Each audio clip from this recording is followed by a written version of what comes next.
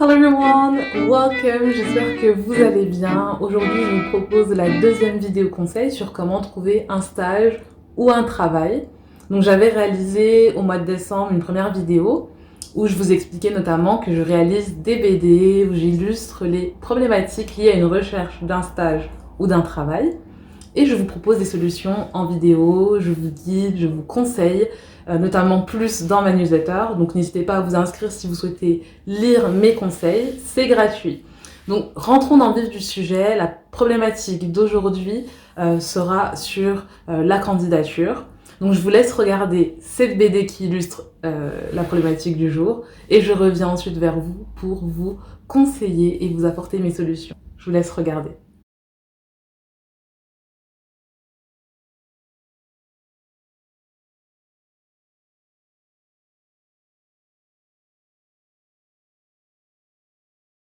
Je suis certaine que beaucoup ont dû se reconnaître dans cette problématique ou sinon vous avez dû reconnaître une personne au moins de votre entourage.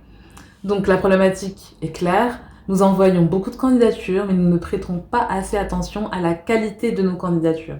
Donc là maintenant, je vais vous proposer 3 solutions qui vont vous permettre d'apporter de la valeur et d'effectuer des candidatures de qualité.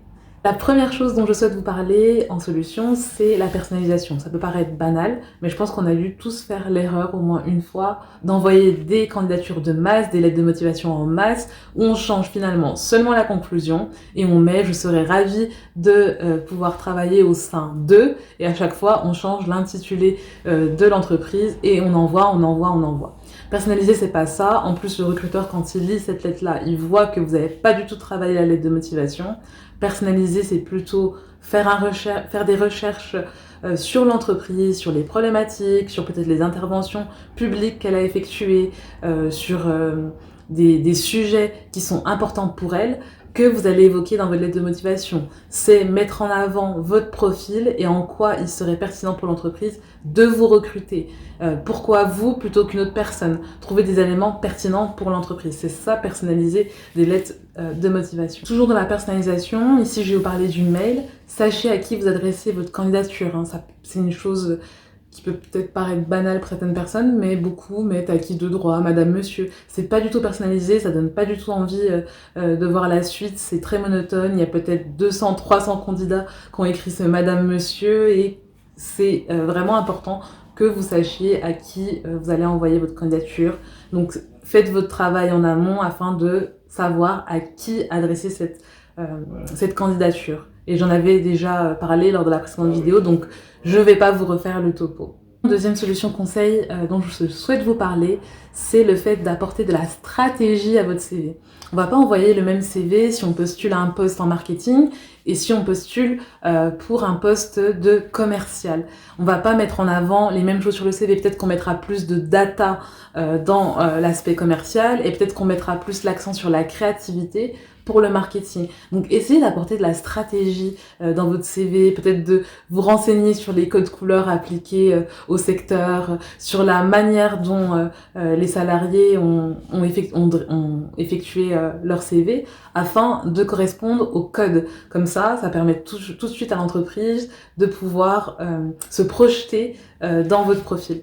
D'ailleurs, dans ma newsletter, les réponses aux problématiques des BD, dans la problématique 2, j'ai listé donc 10 questions à se poser avant d'envoyer sa candidature. Donc, si vous voulez pouvoir lire et vous mettre en action, n'hésitez pas à vous inscrire à la newsletter. C'est gratuit, comme je l'ai dit au début de cette vidéo. Enfin, la troisième solution dont je souhaite vous parler, c'est le fait d'avoir un allié au sein de l'entreprise dans laquelle vous allez effectuer votre candidature. Un allié, c'est une personne que vous pouvez avoir dans votre réseau, qui a déjà travaillé au sein de cette entreprise-là, qui va vous aiguiller, qui va vous donner des conseils et qui peut même vous faire une mise en relation directe par mail afin d'effectuer votre candidature au sein de cette entreprise où vous souhaitez travailler. Ça peut être une personne avec qui vous avez échangé sur Instagram, qui va aussi vous donner des conseils, qui va vous apporter peut-être des astuces sur comment effectuer une candidature pertinente. Ça peut être sur LinkedIn, une personne avec qui vous allez échanger et qui va aussi vous apporter des informations sur cette entreprise. Dans tous les cas, un allié, c'est toujours bon à avoir, car plus vous avez de liens avec l'entreprise, plus elle est à même de pouvoir ou de vouloir vous recruter vous plutôt qu'une autre personne. D'ailleurs, dimanche 17 janvier, j'effectuerai une séance en ligne où j'expliquerai notamment comment avoir un allié, comment faire la prise de contact. J'évoquerai notamment ce sujet-là. Donc n'hésitez pas à vous inscrire à la séance en ligne si vous souhaitez participer et savoir comment avoir un allié pour effectuer des candidatures plus qualitatives, avec plus de valeur. C'est tout pour moi pour cette vidéo, j'espère qu'elle vous aura plu. Je vous dis à très bientôt pour une prochaine vidéo et je vous souhaite une excellente année 2021.